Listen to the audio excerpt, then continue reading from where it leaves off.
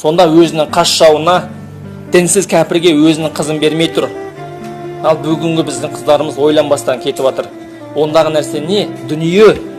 Дүние деген нәрсе боқ, айналайындар. Бүгін бар, ертең жоқ. Сол Қытайдың бар пақашаян жегеннен не пайда ол?